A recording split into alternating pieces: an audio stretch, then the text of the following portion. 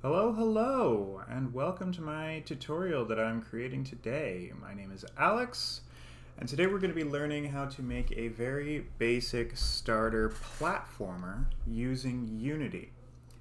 We're not going to touch any programming. We're going to do everything in visual scripting, which is actually a new thing for me. I'm learning visual scripting kind of as I do this.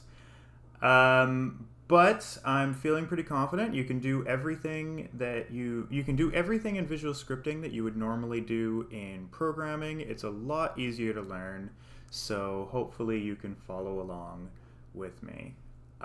This is a very basic Unity installation. I don't have any additional things. I don't have any super spicy extras. I will say, however, that for visual scripting to work, when you're looking at your project here, you can see my little platformer tutorial here. You're going to want to make sure that your editor version is at least 2021. The point whatever doesn't matter too much, but you definitely want to make sure it is at least 2021. If you don't have it, you can go to Installs. You can press on Install Editor, and then when you're looking at these, it doesn't matter too much which one you pick. Just make sure that you pick one that's under long-term support, or LTS. It's obviously they give you a recommended version, so if you don't know what you're doing, just grab the recommended version. It's a lot easier that way.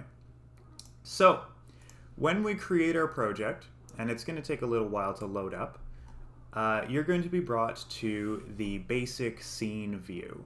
This is our game. This is our level. In Unity, the word scene basically means level. So we're going to look at our first ever level. It's super exciting. There's nothing there except for a little camera here. You can use the scroll wheel to zoom in and out. You can hold down the scroll wheel and move your mouse to move it like so. You can also do that with the right mouse button. So we're going to make ourselves a platformer. Now, what is a platformer? A platformer is a two-dimensional game in our case. You can make three-dimensional platformers, but we're going to do it in 2 dimensions for now. It's a two-dimensional game where you're looking at the side of a level. You have a character who stands on platforms. He can move left, right, or jump. Usually, you want to move to the right until you eventually reach your goal.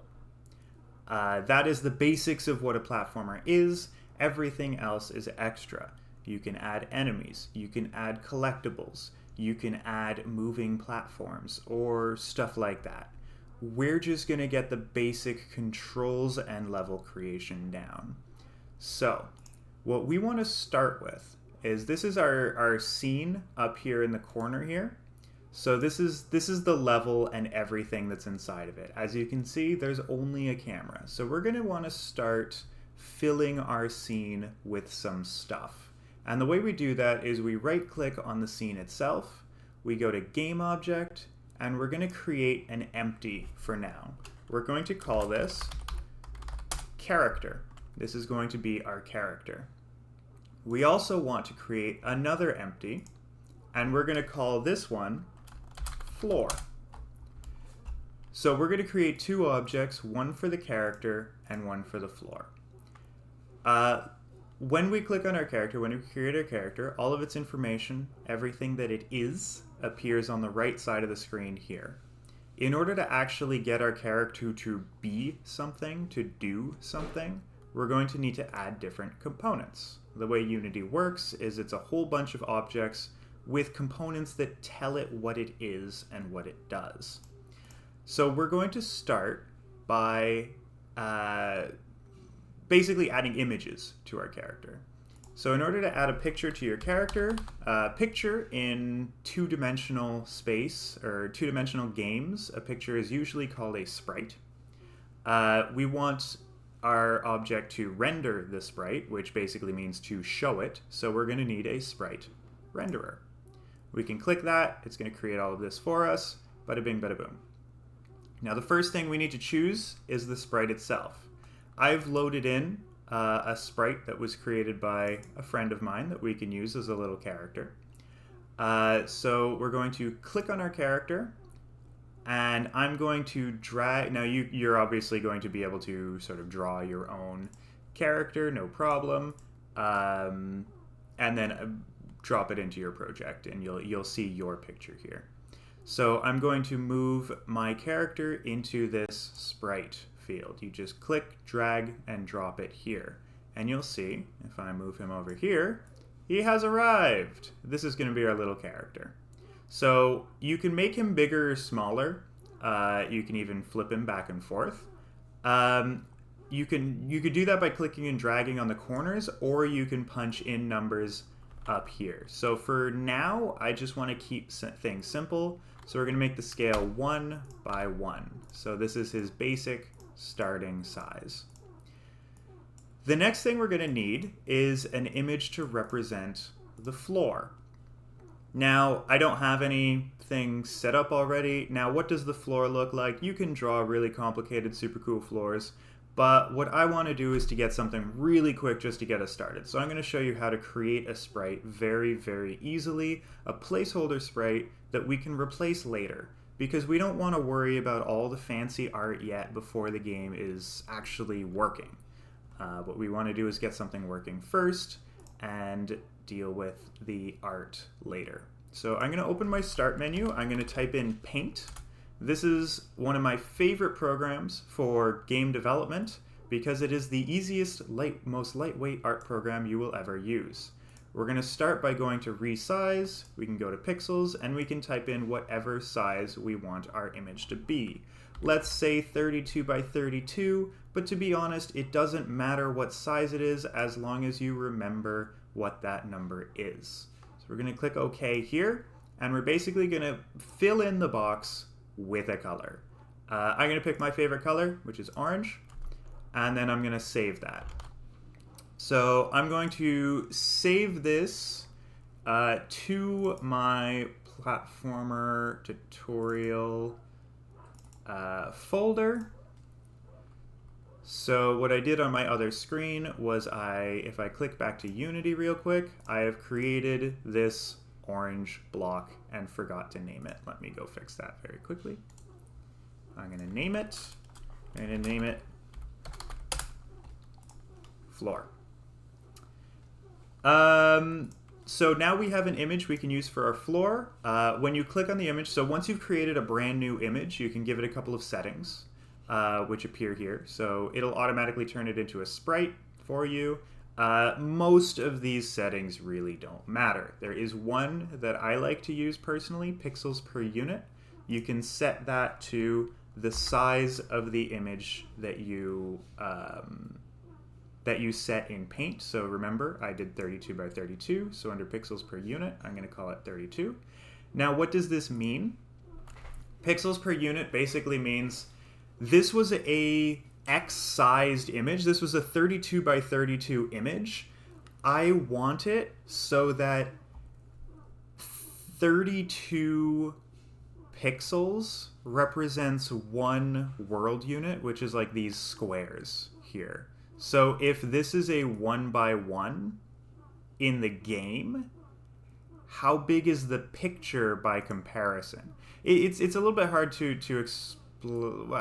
Yeah, if I stop trying to explain it and just show you, this is an example of when I just create the object, you'll see my scale is 1 by 1. That just means this is the default size. This is the size of the object. I have not changed it. If I make it longer, I can make it 1 by almost 6. I can actually make this a little bit simpler and say it's 1 by 6. And you'll see in these boxes, if each of these boxes is 1 by 1, you can see it's 1, 2, 3, 4, 5, 6. Now, the reason the pixels per unit matters is because if I was to change this to, say, 64, which means for every 1 by 1 box, there are 64 units, then if I drag this in, it's going to be quite small. This is only 32 pixels, but I told the computer that 1 by 1 means 64 pixels. So it says, oh, okay, so that if this is 32 by 32, that means it's only a quarter of a square. That's what that means. This is not the most important thing in the world, but it makes things a lot simpler to size them right. So I'm going to delete this. By the way, when I'm deleting things, I just select it and then I look at my keyboard and I press the delete key. You can also, if you want, you see when you drag something on, it adds it to the scene. You can also right-click it and press delete. So what we want to do, let's go to our floor, and we're going to do the same thing we did for our character. We're going to add a component, we're going to add a sprite renderer, and we're going to drag the floor to the sprite box. We now have two objects. The next thing we want to do is we want to actually have them, well, okay, I guess supposedly I could click play right now, and you will see our beautiful game. It's usually really, really good to click play basically every time you make a changement. That's French. A change. Every time you make a change, hit play, make sure everything's working, then you can keep going. Because that way, if you make a mistake, you can catch it right away. Whereas if you make like 200 changes and you made a mistake on the second one, it's going to be really hard to fix compared to if you're clicking play every single time you make any sort of change. So we're going to actually make these proper objects because, as you see, they're just kind of sitting there on the screen. We want to give them physics. We want to bring them to life. So in order to give something physics, in order to give it gravity, have it pushed around, all that kind of thing, you want to give it a rigid body. What rigid body means is this is an object that interacts with physics. An object that can be pushed, an object that can fall. We're going to give that to our player. Now, don't just give it a regular rigid body. We're making a 2D game, so the physics are completely different in 2D. We're going to give it a rigid body 2D. If I click here, there's a whole bunch of super cool information right here that we don't need to worry about. This is fine. Yeah, just trust. Another thing we're going to need is, in addition to having a rigid body, which means it's affected by physics, we're also going to need a collider. A collider lets things hit each other.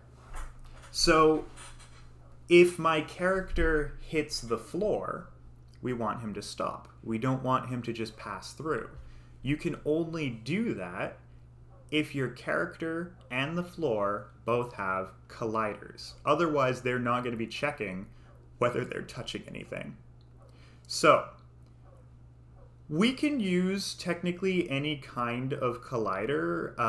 The most simple ones are box colliders, which is a square, and circle colliders, which is obviously a circle. When you first start out making video games, you're usually tempted to make a very specific collider that like follows the character exactly, but that's really not necessary. You don't have to worry about that kind of thing. It does not matter if an object passes in this little space area here and it considers it a hit. That is 100% fine. When you try to make very specific colliders, you just end up with a lot of bugs, and your game slows down a lot because it's trying to process a very complicated thing. So the easiest thing to do is to give it a box collider 2D. Remember that 2D. Every time you have an option between a regular thing and a 2D version of it, you want to be clicking 2D because that's the game that we're making.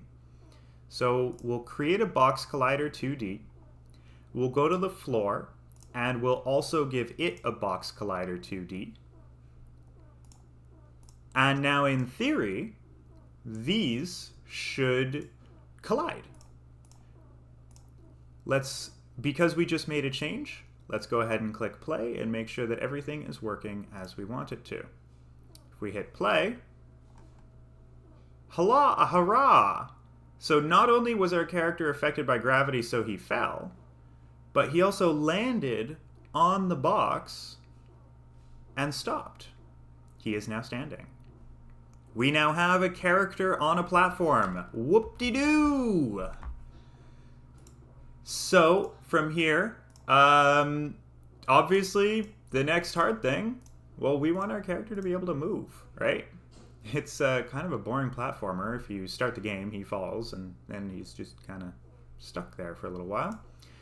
So what we want to do now is to allow our character to move. This is where things start to get a little bit complicated. This is where we're going to start to need visual scripting. There's, as far as I know, no easy component that just means like move for me. So what we're going to do is I'm just going to click these just to shrink them so that it's not taking up a ton of space. So these are still here. It's just shrunk a little bit. And we're going to add a new component. We're going to add what's called a script machine. Now, a script machine is basically your visual scripting stuff. This is the thing that says on this object, and by the way, I put this on the character, not the floor, just so you're aware. On this object, I want to have code. I want to have custom logic that I'm telling you. I want it to have a script. Now, a script machine requires a graph, a script graph. So we're going to have to create a new one. If you just press new, it'll ask you where you want to save it and what you want to save it as. We are good programmers, so we're going to make sure that we are organized. We're going to create a new folder. We're going to go into that folder, and we're going to name this something that we're going to remember. So, for example, character controller.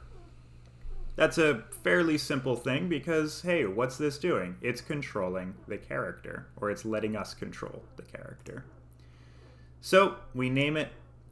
We have added it to our character. Now we need to tell it what to do. We can click Edit Graph to, well, edit the graph. We just created our character controller. It's time to add some code. Before we start coding, however, we need to figure out what we want. So the basics of what we really want is we want so that our character responds to when we use the keyboard. If we press the right button, we want our character to move right. If we press the left button, we want our character to move left. If we press the up button, we want our character to jump. Pretty simple. And it has a lot of room for customization. Maybe you want to use W, A, and D to move. Maybe you want to use the space bar to jump. Whatever you need. So as you saw, there was a big old loading bar just to create the script graph stuff. This is a little bit awkward and bulky. Now, depending on how you want to look at it, you can make this big, and you can have it as a floating window. You can attach it up here if you want to. What I personally like to do is I like to attach it to the bottom of my screen. So I'll click this, and I'll drag it over to the bottom here.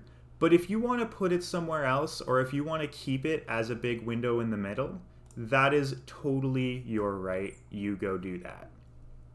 This is how I like to organize things, but you do not have to do that. So when we create a new graph, we start with two blocks here, on start and on update. What these mean is if you want to add code that happens at the very start, put it here. If you want to run code that runs over and over and over and over and over and over and over again forever, put that here. We're going to ignore both of these for now. So let's get a little very, very basics of visual scripting. Visual scripting works with blocks and connections. In order to create a new block, you need to right-click, and you need to choose which block you want. Now, when you're creating a new block, you need to figure out what you want it to do. So we're going to start with jumping. Jumping is pretty straightforward. If I press up, I want my character to go up. So we're going to right click. Pressing up is an event. So I'm going to click on events. I'm going to click on input. Input means anything that the user does. So anything that the player does with their controllers. And here you can see I've got on button input with a little picture of a controller. I've got on keyboard input, on mouse. I've got a whole bunch of options here, but the one that I'm interested is on keyboard input. So this is going to create my very first block. I'm calling it my very first because I'm ignoring these ones that it created for me. So on keyboard input, it has two, these are called arguments. I don't know if there's a more easy word to use here. I'm going to call them arguments because that's the professional technical term. So there are two arguments in this particular block. What key do you care about? And what action is the user doing when they press it? So what I said before is basically when the player presses the up button, the character goes up. So the key here, if I click on the little drop down, I'm going to get every single thing in a big monstrous pile, and I'm going to look for up arrow, which is right here. The action, there's three options for action: down, up, hold. What this means is down means do this action. So the action is jump. Excuse me for a second, I have to sneeze. Do this action when the button goes down.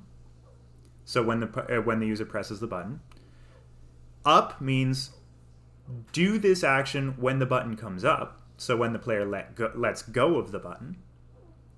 And then hold means keep on doing this action over and over and over and over and over again as long as the button is still being held down. So we don't want to, if you press up and you hold up, I don't think we want to keep jumping higher and higher and higher. I think there's just one jump is perfectly fine. But in your game, you might disagree. You might say if you hold the up button, they just keep on going up. That's totally fine. For this demo, we're going to use down. So on keyboard input, the key is the up arrow. The action is they just pressed it down. We now look at this little arrow here. This means what is the next action to take. So the next action to take is we are going to, I'm just taking a look at my notes. So we're going to, so if you basically stretch this arrow out and then click, it's going to ask you, okay, then what? We're going to tell it then what? We're going to say, okay, our character, which is this guy right here, it's going to tell us, okay, this is everything that your character is. What are we using to do your action? Remember, our action is jumping. Jumping is something that happens in physics. All of our physics is in our RigidBody. So we click on RigidBody. Now there's just this massive list of options, right? Because there's a lot of different things you can do in physics. What we're interested in right now is we want to set the object's velocity. Now remember, velocity just means speed. How fast are you going? Set means you want to tell the computer how fast it's going. So we're going to click on set velocity. It's going to have two arguments. The first one is this, which we want to leave. Every time you see something that says this, just leave it. Now, honestly, every time you see something you don't understand, just leave it. And it's going to ask you, okay, so you're setting the velocity. What is the new velocity? That's what this second argument is. 0, 0, a velocity is so I'll actually back up a little second. These two numbers are an x and a y value. If you paid attention to your math class, you know, you have a graph where the horizontal, the left and the right, is your x value. The up and the down is your y value. So if your velocity, if your speed has a really high x value, that means you are moving very, very fast to the right. If it has a very high y value, it means you are moving really, really fast up. Now, up sounds very much like what we're interested in, doesn't it? We want to move up. So we want to set our velocity in the upwards direction to some number. Now, you can customize this number as you want, depends on what you want the feeling of your game to be. I'm just going to call it 5. Which means that basically the 5 here represents how many of these boxes are you going to climb in a second. So when I say 5, the speed of 5, that means in 1 second you will go up 5 boxes. That is what this block of code will do. So if I click on play, because we did just make a change, I want to make sure that I didn't make any major mistakes. If something breaks, I'd rather catch it now rather than later. So if we click up, look at that! He's jumping! He's jumping! It's working! Whee! We now have a jumping character. Now you'll notice he's falling down. I didn't tell the computer that he's falling down, but because he has a rigid body 2D specifically, that means that a whole lot of basic physics is applied. That includes gravity. When I said he jumps up and it goes 5 squares per second, that sounded like a lot, and this does not look like nearly that much. He's like maybe jumping, I don't know, 1.5 squares? That's because he's fighting gravity. He's going up 5 squares a second, and then gravity is immediately pushing him down very, very fast. So when you type in that 5, you have to remember that that number is fighting gravity. Of course, you don't really have to do any math here. If you look at this and you think, that's a really short jump, I'm going to go in here, I'm going to change it, I'm going to call it 15. So if I type in 15, he's going to jump, and he's going to go much higher. It's going to take him a while to get down. For now, let's just play with a couple of different values. What feels good? This is 8. Look at how much taller that is. Look at how much bigger that is than a 5. What about, say, for example, 6? You know, let's just go fairly close to what our original jumping is. You know what? I think I like that. I think that's a pretty good height. We can tweak as much as we want. That's what programming is. You know, you're just playing with levers until you get something that you really like. So that's jumping. That was simple stuff, right? Now let's worry about moving left and right. Now, if we want to move left and right, we're probably going to want a bigger platform than this tiny little square. So what I'm going to do is I'm going to pull the side of the square this way and this side of the square that way. So now we have a wider platform. When we do left and right movement, we actually have something to stand on. So when you want to move, obviously you want more keyboard input. Instead of the key of up arrow, we want the right arrow. Let's start with right. So if I go to Events, Input, on Keyboard Input, I'm going to choose the key is going to be the right arrow. And the action in this case, when you press the right arrow, it's not just one time that you take a step to the right. You want to, as long as your user is holding down the right arrow, keep walking. Keep going. So I'm going to click hold. And that means that as long as the user is holding the right arrow, do this. So we're going to click, and we are going to select our character, our rigid body, and we're going to set the velocity. So we're going to say, where is it? Set velocity. You know what? It's really, really hard to find, isn't it? So let's just be really quick about it. I know what I'm looking for, so I'm going to do velocity, and you'll see rigid body, 2D. I almost clicked the wrong one. Rigid body 2D, set velocity. So if you know what you're looking for and you're looking at a big giant list of options, just type in what you know you're looking for. So now we're doing RigidBody 2D, we're doing set velocity. I'm going to say, what is the speed that I want to go at? And remember, this is left and right, so we're not using the y-axis anymore. We're talking about the x-axis.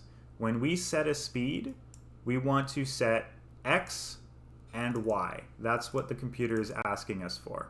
The y, when we press the right arrow, is not affected. We can leave it at 0. So we want to change our x. I'm going to check my notes just to see really quickly what a good number is. I'm going to say 4. Just to start with. You know, we're gonna tweak this. I'm just throwing down a number that's not silly, just to get us started. I'm then going to do the same thing for the left arrow. So events, was it input? On keyboard input, we want the left arrow, we want to hold. So as long as we're holding the left arrow, what are we going to do? We're going to go to Character, RigidBody 2D, Set Velocity, which I'm actually going to grab out of the list this time. Set Velocity. It's all in alphabetical order, so if you're just following the alphabet, you should find it. Now, here's the thing. When you're moving right, you're moving along the x-axis. Let me quickly open Paint and get a little demonstration here. So you know what graphs look like. This is your x-axis, this is your y-axis. If you've got 1, 2, and my terrible handwriting, 3, 4. So this is how graphs work. You have your numbers that slowly increase in a certain direction. So if your speed along the x is positive, that means you are going up. Your x position is increasing, if that makes sense. Now, what happens if you want to move this way, to the left? Well, if you're moving left, you've got -1, -2, -3. Your position is going down. So your velocity is negative. It's the same number in terms of absolute value, but the number is negative. So we're going to take this 4, and we're going to type instead -4 to say we are going left. The same would be true if I wanted to go faster down. 6 means we're going up, but a -6 means if I press the up button, I would actually shoot downwards into the ground, which we don't want. But if you were ever playing a game where you were like on a jetpack or you were swimming, for example, you would want to go down using a -y value. So now that we have, now that we have left arrow pushes us left, right arrow pushes us right, let's click play and see what the situation is. If I click right, look at that, he's moving right. If I click left, he's moving left. And if I hold down the buttons, he keeps going. You can see at the bottom, it's doing a little bubbles that says, hey, you know, this is currently on, this is currently on. We're continually sending the signal. And then, of course, if I jump, jump, jump. Here, if I scroll up, you'll see jump, jump. It just flashes. And the reason for that is because if I hold down the button, it's not going to keep sending little bubbles. So, we now have left, right, jump. There is a problem. with our game right now. And the problem is that when we press left, right, or if we press up, we set the X or Y value, and we set the other value to 0, which means stopped. It means if I go right, my left-right movement is, I'm moving right, but my up-down stops. It gets set to 0, which is kind of a problem because if I'm in the middle of the air, I jump, and then I do left and right. Well, that's a little bit weird, isn't it? Now, I am slowly coming down, and that's because of, the gravity is trying really, really hard, so there's, a little bit of gravity gets through while I'm falling. But it's definitely not the same as just the regular falling, right? So it's a little bit like Peach in Mario 2, it feels like. And then if I let go of the movement, then I fall properly.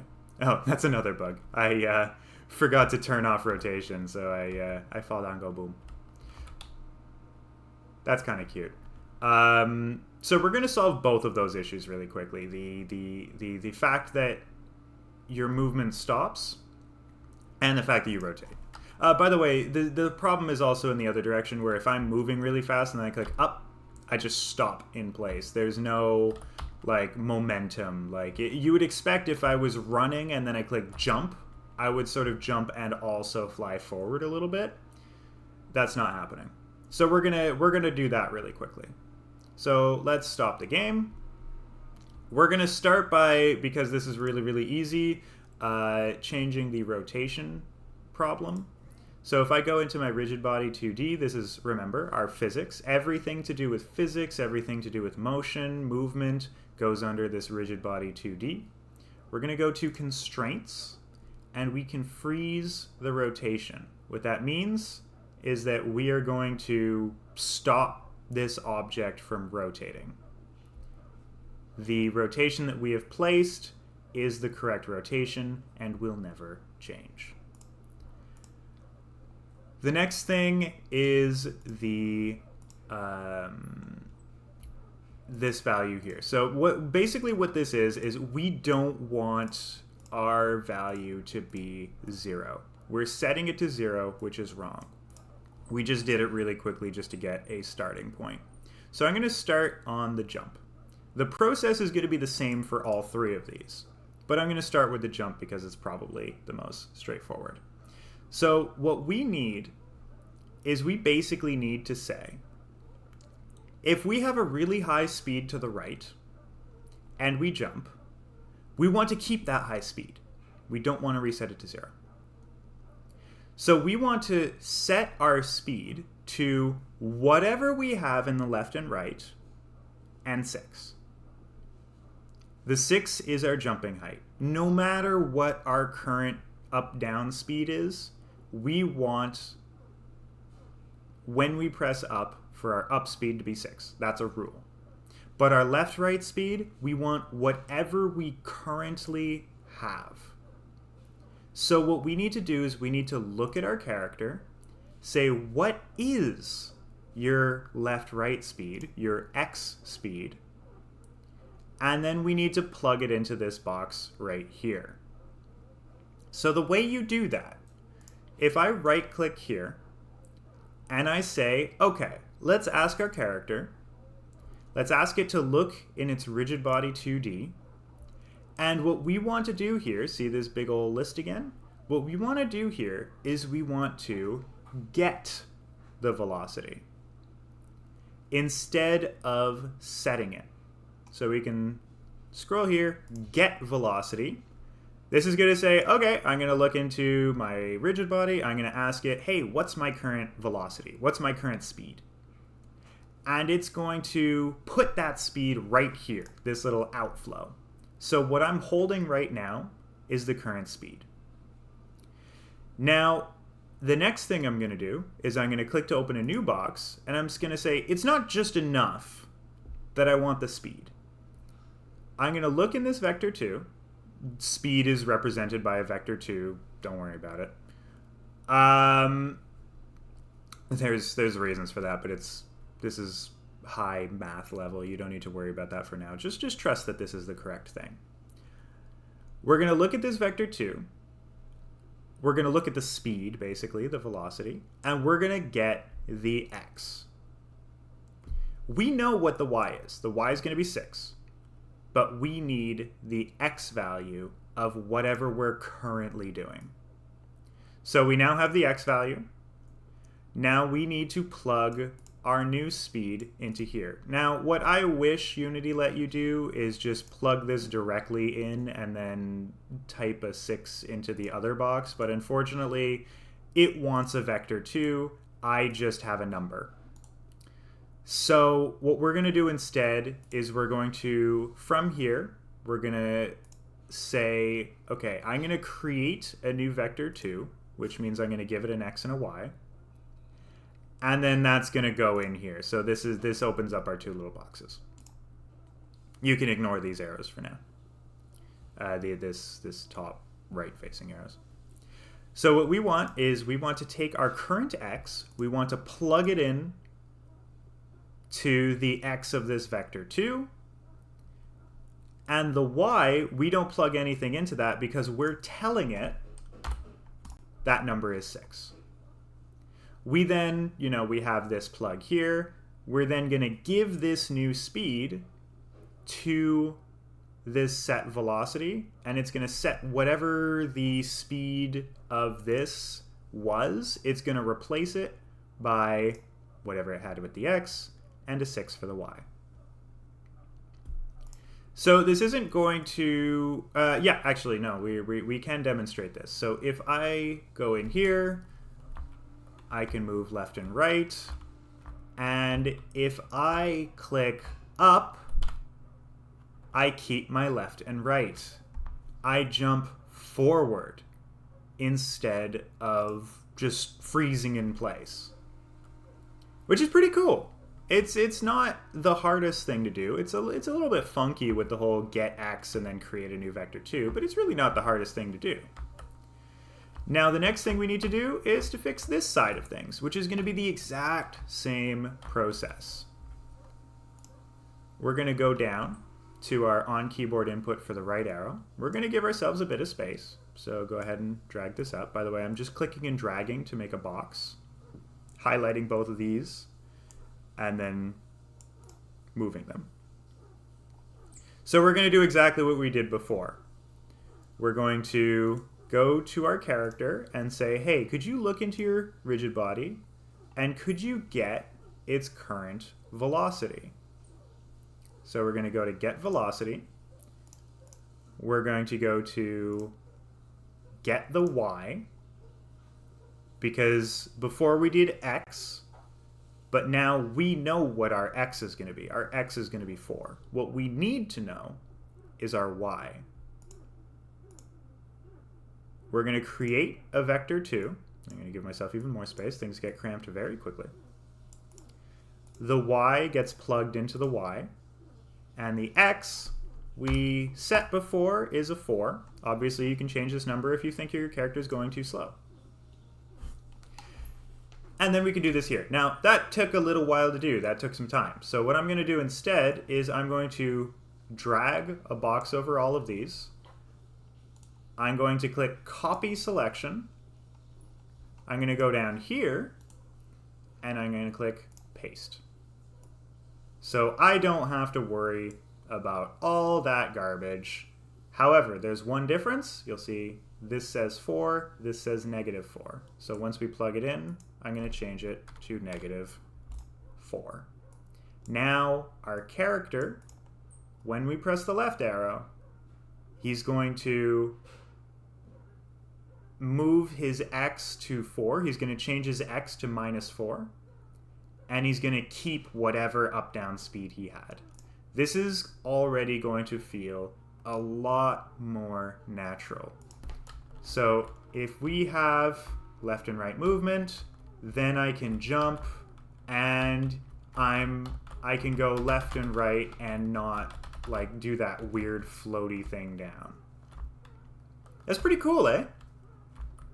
So, what's next? Well, there's another problem. as there always is. There always will be problems until your game is done. And really, when your game is done, that just means you started ignoring the problems and you were like, this is good enough. So, when we press up, we jump, right? What if we press up again while we're in the air? We jump again. And then we just kind of jump forever. And we can just be in the air forever. Which, I guess if you were playing Flappy Bird, that's totally fine. We're not playing Flappy Bird. We're playing a platformer. Platformers, you shouldn't be able to jump infinitely. So what we're going to do is we're going to tell the computer, you should only be able to jump if you're already on the ground. If you're currently touching the ground. If I'm in the air, I should not be able to jump. The up button should do nothing. So how do we do that?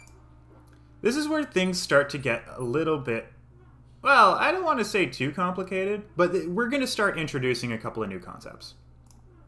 So, you've probably seen these concepts before if you were working with Scratch, if you're working with Construct, if you're working with basically anything that does game development. You will work with variables and conditionals. And we're going to start with variables. A variable is basically a piece of information, a fact, that the object keeps track of. This might be health. This might be a name. In our case, what we're going to be doing is we're going to be creating a variable that tells the character, am I allowed to jump right now? So we're going to go down to this bottom corner here. You'll see graph variables. It says new variable name, so we're going to say can jump. And we're going to click this plus. We have now created a variable that we can now use in our code. Now, can jump needs a type. The type is basically what kind of information am I storing. These 4 blobs are the sort of very simple types that we're going to be using the most. Integer means a number. Float means a number that has a decimal value. So like if you have 3.2. String is any sort of word or like text, so for example a name. And Boolean is a yes or no. The reason that these are all called what they are is very intelligent, very mathematical, and very annoying for people who are first learning it, because this doesn't make any sense when you're first learning it. Why is float a decimal? That doesn't make any sense. There's a mathematical reason for it, I promise you. For now, just trust. Float for decimals, integer for not decimals, so if it's just 1, 2, 3, 4, string for words, and Boolean for a yes or a no. Now, can jump, if I ask you the question, can I jump? The answer is not going to be a number. The answer is not going to be a word. The answer is going to be a yes or a no. So we're going to pick Boolean. Pretty simple. And you can see the value. This is the actual answer to the question of can I jump right now? You can see the value is either checkbox or not checkbox. For our purposes, for the game, we don't need to worry about setting this ourselves. We're going to get the code to set this for us. So, when can we jump? We can jump when we're touching the ground. And we can no longer jump if we are no longer touching the ground. That might not be exactly what we want. Maybe we can't jump anymore once we've jumped. If you touch the ground, you get a jump. Hey, that's not making a huge amount of sense. So what I'm going to do is I'm going to show you how to implement this, and then I'm going to show you some pretty cool little game design funyuns that I really like in this style of jumping. So the first thing we're going to do is we're going to say, I need a new event. Because when we touch the ground, we need to tell our character that we can jump now. So what event is happening in that case? And the answer, if I take a look at my notes very quickly, we want a physics 2D on collision enter. That is a very silly name when you just say it out loud. But what that means is when we start colliding with something, when we hit something, we want our code to run. And it's going to be very simple. This leads to, I believe it's under variables, graph. Yeah, there we go. So we're changing a variable, and we're changing a graph variable. This is a variable that belongs to our code graph right here. So I go to graph, and I go to set can jump. Now, what are we setting can jump to do? We are going to, so remember I told you about arguments. This takes 2 arguments. The first argument is which variable are you touching? And the second variable is, okay, well, what value are you giving it? So what is the answer to the question, can I jump? Now remember, this starts when you just entered the collision. This starts when you hit something, in this case the floor. So we're going to say, yes, I can jump. So I'm going to drag this out. I'm going to say a Boolean literal, which just means, okay, I can tell it the answer to the question is checkbox. It is yes. That's our block. What this means is when I touch the ground, or when I hit something, then set can jump to checked. Make sense? Let's tuck this in a corner for a little bit. The next thing we need to do is say, okay, that's great. That's when we can jump. Now, when can't we jump? When are we going to say, no, you're not allowed jumping? And the answer to that is basically after we've jumped. If we jump, we're not allowed jumping anymore. Not until we collide with the floor again. So we already have some logic for up. And what we can do, what we could do if we wanted to, is we could create another on keyboard input, up arrow, action down, and then do our logic here. We could do that, and you're allowed to. Personally, what I prefer to do is to follow the flow. These arrows basically mean, okay, what happens next? So you've done your thing, then what? So I'm going to click here. I'm going to extend this. I'm going to say variables, graph, set can jump. And the value here is going to be a Boolean where it's not checked. We're going to leave this one not checked. When we hit the ground, we can jump. When we jump, we cannot jump. Does that make sense? Now here's the thing. We're setting this variable. We're saying, okay, you can jump, you can't jump, but we're not actually saying what that means. So if I click play,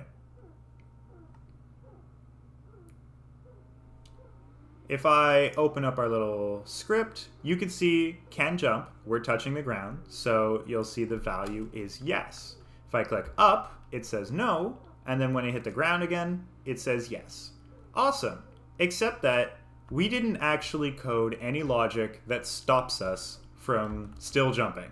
We're saying, no, you can't jump, you can't jump. But our character is like, well, you can't make me. I'm going to keep jumping. Which is a problem. Enter conditionals. A conditional, you might have seen the word if before if you were doing any game design. or game development, I should say. The basic idea is on keyboard up, when we press the up button, if can jump is checked, then we're going to do all of this. Which is pretty straightforward. You do that, you go to control, you click on if, and now it says, okay, well, if what? So we need to drag this out, and we need to find our variable, which is in our graph, and then we do get can jump. So can jump is going to flow into our little if thing. If the answer is yes, if it is checked, then we will do all of our jump logic. Our set velocity and our tell it you're not allowed jumping anymore. If this is not, you would go to the false side where we're not putting anything. If we press up and can jump is false, do nothing. Just ignore it. If it's true, then go do the thing. Now, I've been saying like checked, not checked. I've been saying yes, no. The technical term, the way computers understand it, is true, false. This means true, this means false. Can jump, that's true. So, if we click play, now our character should not, I am slamming the top. And you can see, every time I press the up arrow, this flashes blue. And you can see, every time it's accessed, the if and the get variable are asked to do something. The little bubbles go. But notice the RigidBody 2D set velocity, this part right here. This will only flash blue once, and then it will stop flashing blue while I'm in the air. Pretty cool, eh?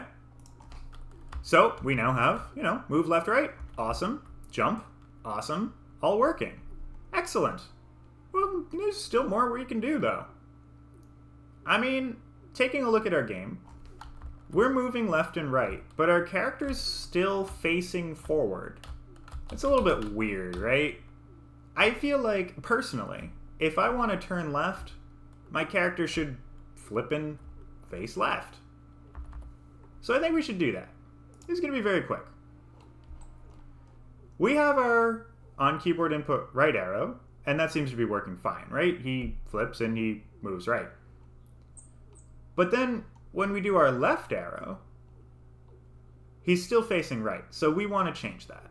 We want to say, okay, our set velocity is done. This is our now what button. So now what? Well, I'm going to flip the picture. So I'm going to go to character.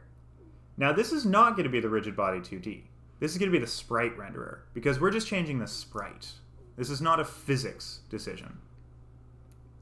And we're going to set flip X. And we're going to check it. We're going to say, if you're moving left, flip along the X. And by X, remember, X just means left and right, whereas Y means up and down. If you set flip Y, he'll flip upside down, which, can be useful to represent like a dead person, for example. So, if we do that, look at that, he's facing left. Uh-oh, but now he's not turning back to the right. Wow, that's pretty simple. We do the exact same thing with our right arrow. We'd go to character, sprite renderer, set flip X, and we're going to give it a no. Now, why is this no? We're saying don't flip it X. That's because the character starts facing right. We flip him to face left, and we stop flipping him to face right. So that's kind of cute. That's just a nice little simple little basic fun little thing. Look at that. We're moving left and right. It's kind of cute. I like it. What's next? What's next? What's next? What's next? Well, it's a platformer, right? You're obviously not just running back and forth on the same platform. We're probably going to want to build a level. So what we're going to do is we're going to copy paste our little platform, and we're going to build ourselves a level. You know, you can go ahead and make whatever you want, however you want. I'm just going to start throwing some things together. The copy paste is important just because it's keeping the box collider and the sprite renderer the same. So if you just create a completely unique new empty, don't forget to give it a box collider. That's important, otherwise your character will just phase right through it. And then if I drag this over here, let's give it a little final platform. I have no idea if this is possible. I just kind of threw some things around. We're going to play around in it and see if it works. That's pretty much how you design levels, is you just throw some blocks down, see if it's fun, see if it works, and then tweak it. So, can I jump onto this? Nope. I placed it too high. I can't reach it. Oh, okay. So there's actually a bit of a bug that... sorry, it's not a bug. It's a feature. I forgot to demonstrate this. There's a really cool extra thing with our can jump. If I drop, I can still jump to get back up, which is kind of cool. The reason for that is that when we ask, can I jump, we're only changing our answer when we jump, when we press the up arrow. It's not literally asking, you know, am I currently touching the ground? That's not our logic. It's, have I jumped? So if I just walk off the edge, jump, which is kind of fun. And as a consequence, we can also wall jump. So we're just saying, am I colliding with a thing? Okay, now I can jump again. We didn't say which direction we want to collide with. So if we collide with the side of a thing, that gives us our jump back, which is kind of neat. I'm a big fan of this style of jumping, and I did it recently in my fighter game because I feel like it just feels fun to do. So let's keep going on our level, and uh-oh, we've reached a problem. Our camera is still facing the middle. Well, that's kind of annoying because there's so much more level here. I can't see the rest of my super cool level that I designed. We're not going to fit the entire level onto one little screen like this. That's tiny. So what we need is our camera to follow our character. That's kind of cool, right? If we just keep our camera centered on our character, then it'll just follow us and we can just do the rest of the level. There's a lot of ways to do camera work in video game design. But the easiest thing to do in Unity is to attach your camera to your character. That's it. You just drag the camera onto the character, bada bing, bada boom, you're done. If I click play right now, it'll take 3 hours to load. Here we go. And look at that. Our camera is now following our character. We can now do a much larger level than if our camera was just stuck in place. That's pretty cool. Heck yeah. It almost looks like a platformer that we have right now. So, we have platforms. We have a character who can move left and right. We can have a character who can jump. We have a camera that follows us around. Oh, and with the jumping, you know, we have a character who can jump once and not infinitely. We have a camera that follows us. We have an image that flips back and forth. Well, there's another issue. There's always Programming is, or game development, well, programming, I guess, is basically just a series of problems that you need to fix. Because I'm really good at platformers, right? I'm never going to fall off. But what if I did? Well, I'm stuck. I'm just falling forever, forever, forever into the void, never to be seen again.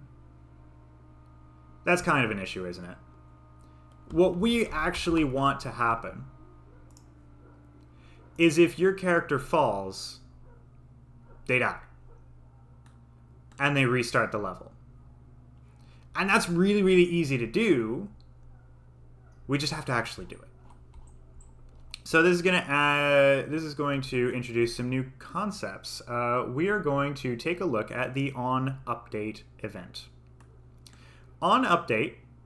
So you remember in terms of events, we were doing like on keyboard input, you know, when we press the right arrow, do this. When we hit the platform, do this.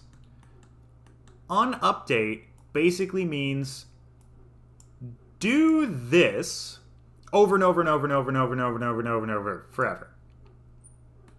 Which is what we want for this. So what are we doing right now? What is our logic? What is our, if you break down our goal in one sentence, what is it? If our character drops down, restart the level. So what is drops down? There's a lot of different ways to do this. There's a lot of different ways to do everything. But the way that I like to do it is to say, okay, if my position goes really, really far down, I'm going to assume that I fell off the level. My level is always going to have a certain height. Like, you know, I'm never going to make platforms that require the character to go too low. So if the character ever ends up at like this height, they're probably already dead. Now, if you have a level that does do a lot of up-down movement, a level that does drop down low, you might want to change up your logic for this. You might want to do this differently. But because I'm operating under the assumption that there's basically going to be a line that the character's never going to go underneath, like an invisible imaginary line that the character's never going to go underneath, I can do it this way. I can say if this Y value, that's its current position, right? This character's position dot Y, Y is your up and down position. So while I'm moving him up and down, you can see the X value is staying mostly the same. Okay, so if I actually pay attention to what I'm doing, the X value is staying pretty darn close to 0. It's not really rising or lowering too much, but the Y value is going crazy, right? Go up really high, it's at 12. Go down really low, it's at minus 10. This line right here is your 0, 0, more or less. So I'm going to say, I'm going to kind of like hover my character around. Okay, it looks like about minus 5. You can pick whatever line you want, but I'm going to say that minus 5, this line that I've drawn on the screen, is going to be my bottom. If you touch this line, you're dead. So that's our design. How do we do it? We're going to say on update over and over and over and over and over again. I'm going to check. I'm going to say if. I was going to say if what? I'm going to say if our position's Y is less than -5, we're going to worry about the rest of that sentence later. I need to start with if our position's Y value is -5. So how do I get that? I'm going to need to go to my character. I'm going to ask it, okay, we need your position. Now you might be thinking, oh, well, you know, movement and stuff, that's RigidBody, right?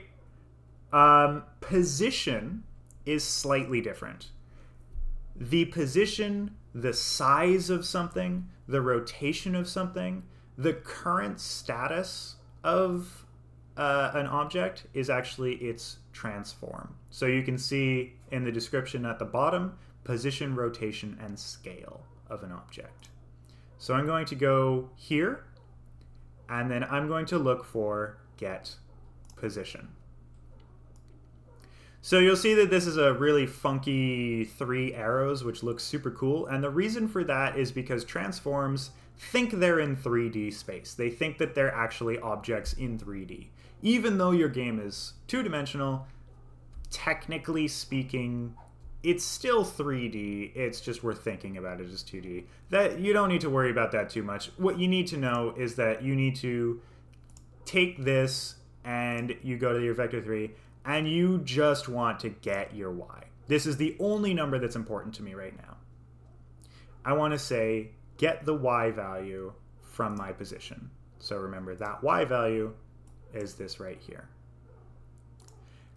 I want to say, is this y value less than, and we're going to say, what was our imaginary line? -5. Is our y value -5? And this we can plug in to our if statement. So what this means is I'm saying always, just keep asking over and over and over again. If our position's y value is less than -5, well, we need a then, right? Well, then what? Okay, it's less than -5. What do I do? Well, we're going to go to, we're going to reset the level, right? If your position is ever less than -5, that means you're dead, so we're just going to restart the level. Now, as your game gets more complicated, you might not just want to restart the level. Maybe you want to restart from a checkpoint. Maybe you want to add lives. That's too complicated. For now, restart the level. So I told you at the very beginning of this video that level in Unity means scene, or scene means level, rather. So what we want to do is we want to go to, now this is a little bit of a fun drill down, but just bear with me on this wonderful adventure. We're going to go to Codebase. We're going to go to Unity Engine. It's going to load for a little bit. We're going to look for Scene Management. We're going to go to Scene Manager. It is quite the journey that you're coming on with me. And we're going to go to Load Scene. And we want, yeah. So there's a few versions of Load Scene.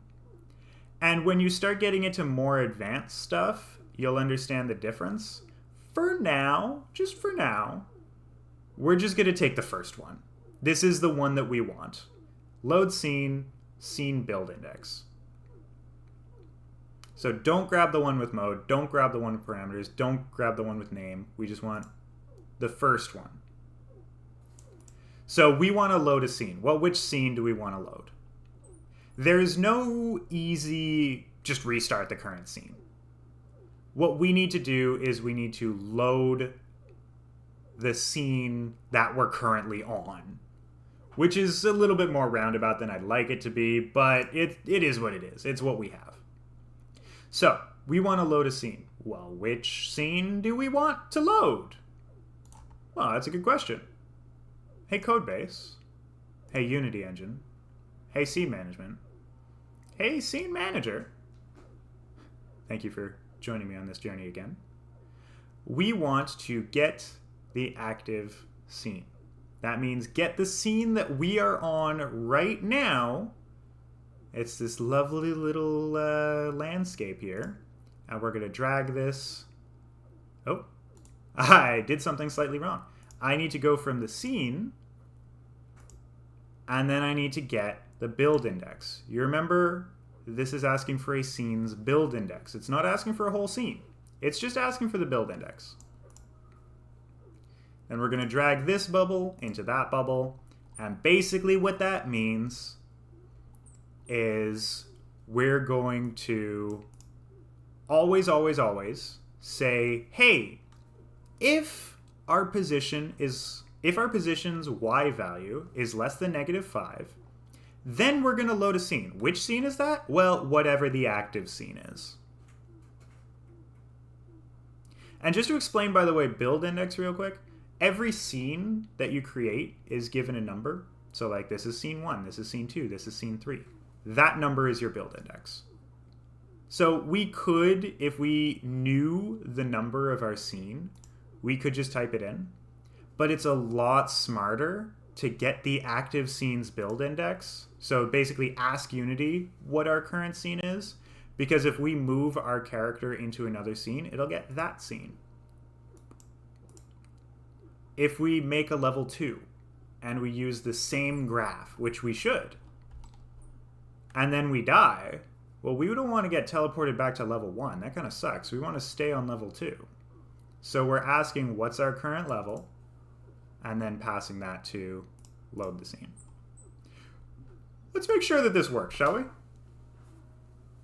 So, in theory, if we drop off the edge of the world, you see the little bubbles are running because I'm asking it to ask this question over and over and over again, and the answer is always no. It's saying no, we are not below the kill line. We are not at a y value of less than -5. So it's doing nothing because this false, the answer no, is empty. But what happens when the answer is yes? So let's throw ourselves off here, and we have restarted the game. We've restarted the level, more specifically. Which is excellent. That's exactly what we want. If we fall, it's a platformer. If we fall, we get back to the beginning. If we fall, we get back to the beginning. Pretty excellent, eh? So I can just go to the end of our level here, and voila, I am at the end. Hooray, doing a little dance. Woo!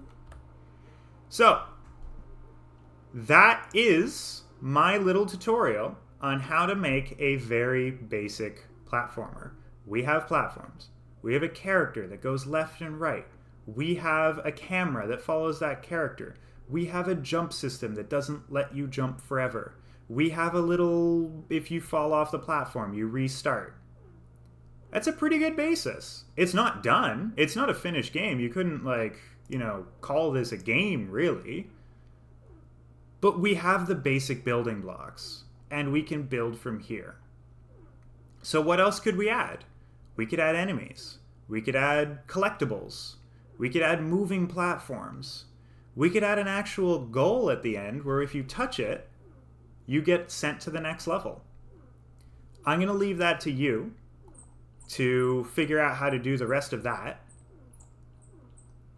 And I wish you all the best of luck in working it out. This whole visual scripting thing, it is new to me. I'm still figuring it out, but it is really cool. And remember, if this is hard, if this is complicated, it's because this is professional level software that people go to school specifically for. Don't feel bad if you're having trouble, and absolutely ask questions if you run into any problems. Unity documentation online helps you get the basics down. It has a bunch of tutorials like this one. But if you ever run into any problems, you're absolutely welcome to ask questions. So thank you very much for joining me on this tutorial. I hope this helps you. And yeah, best of luck in your own development. This is Alex signing off. Farewell.